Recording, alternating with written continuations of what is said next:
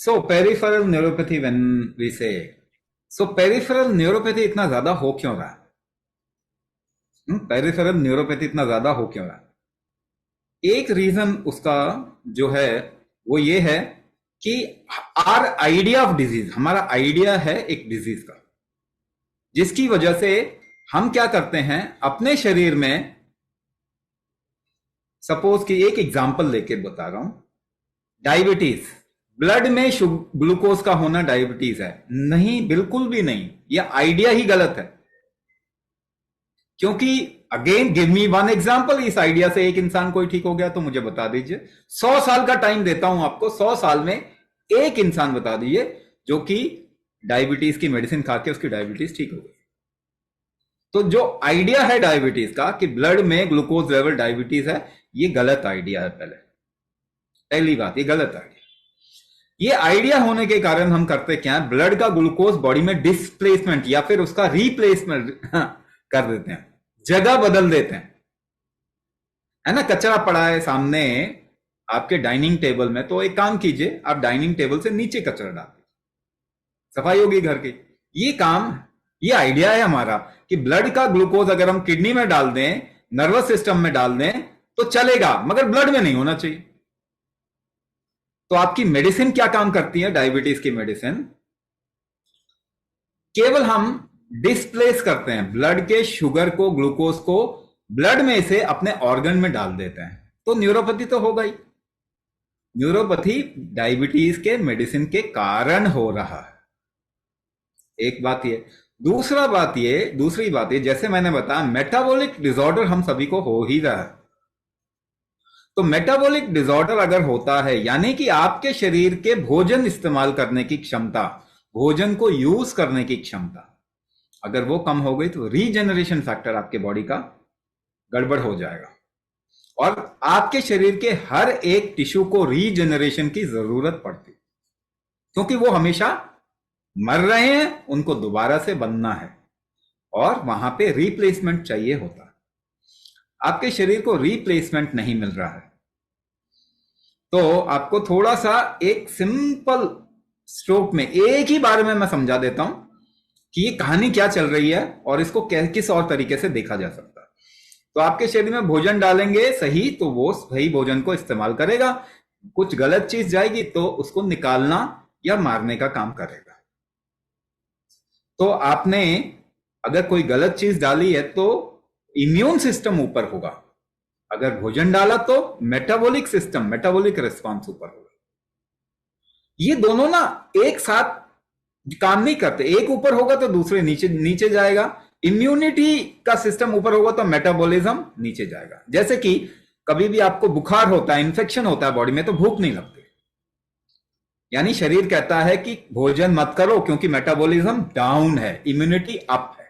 तो कभी भी इंफेक्शन होता है तो इम्यूनिटी ऊपर होती है, तो आपको आयुर्वेद में हमेशा कहते हैं बुखार है तो भोजन नहीं करना।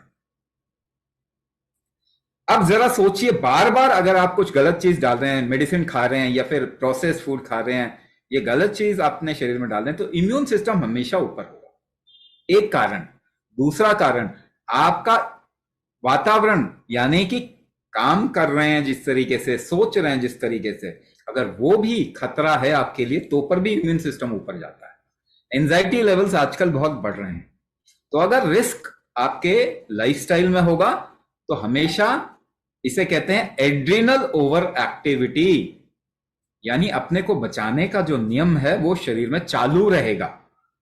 खतरा आया ना तो आपका किचन बंद हो जाता है, आपके घर में खतरा हो गया तो किचन बंद होगा, मगर कितने समय तक किचन बंद रखेंगे, इम्यून को कितना बढ़ा के रखेंगे। शरीर तो जिंदा रहना चाहता है, तो मेटाबॉलिज्म को ऊपर करेगा, इम्यून को डाउन करेगा। फिर तो आप एक गोली खाते हैं ना, खाना खाने के बाद 2 गोली, डिनर करने के बाद में इतनी गोली, है ना, हमारा नियम है। यानी इम्यून सिस्टम को फिर शूट अप कर देते हैं, मेटाबॉलिज्म फिर डाउन चला जाता है। अगर इम्यूनिटी इस तरीके से ऊपर होगी तो कंफ्यूज हो जाएगी, इसी को कहते हैं ऑटो इम्यून डिसऑर्डर।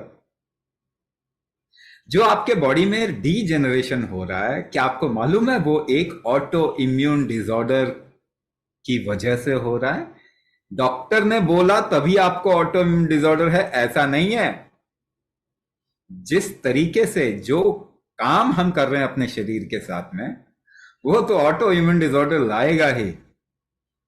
और ऑटो इम्यून डिसऑर्डर में मेटाबॉलिज्म नीचे जाता है बार बार, यानी आपके शरीर की जो मेटाबॉलिक रिस्पॉन्स है वो कम होती है, रीजनरेशन कैपेसिटी कम होती है, नसें जो है नर्व्स रीजनरेट नहीं होंगे, फिर डीजनरेशन होगा उनका, तो वो परेशान होंगे, टिंगलिंग सेंसेशन आएगा और इस तरीके की प्रॉब्लम आएगी। पेरिफेरल न्यूरोपैथी कहते हैं। एक कारण बताया, रूट आपको जड़ बताया ये क्यों हो रहा है। दूसरा कारण, कभी कभी ये आपके स्पाइन की कमजोरी की वजह से, वहां पे नसों के दबने की वजह से भी ऐसा होता है। तो स्पाइन की स्ट्रेंथ कैसे बढ़ाएंगे? क्योंकि इस प्रोग्राम के अंदर मर्म विन्यास जो है उसमें आपके स्पाइन की स्ट्रेंथ को बढ़ाने के सारे फॉर्मूला दिया हुआ। ठीक है, वो जैसे खुलेगा, नर्व्स खुलेंगी तो कुछ आराम मिल जाएगा, मगर रीजनरेशन तो चाहिए अपने आप को, तो वो कुंभक से मेटाबॉलिज्म बढ़ेगा, उससे रीजनरेशन बढ़ेगा, स्पाइन की स्ट्रेंथ बढ़ेगी। तीसरा फैक्टर अलाइनमेंट, आपका राइट और लेफ्ट का अलाइनमेंट अगर ठीक नहीं है तो पर भी आपके बॉडी में डीजनरेशन ज्यादा होता है। ऐसे मान के चलिए कि अगर आपकी गाड़ी में 4 पहिए बैलेंस नहीं है तो उसको चलने में दिक्कत होती है, तो आपके बॉडी की भी फंक्शनल एफर्ट ज्यादा लगता है, जो कि हम वैसे ही कमजोर हो गए, हमारा एफर्ट लगाना कमजोर हो गया। तो उस वजह से भी पेरिफेरल न्यूरोपैथी बहुत कॉमन होता जाएगा। आगे आने वाले 5 से 10 साल में आप देखेंगे, अगर आज हमने अपने बॉडी को सपोर्ट नहीं दिया तो ये बहुत भयंकर रूप से फैल ही रहा है।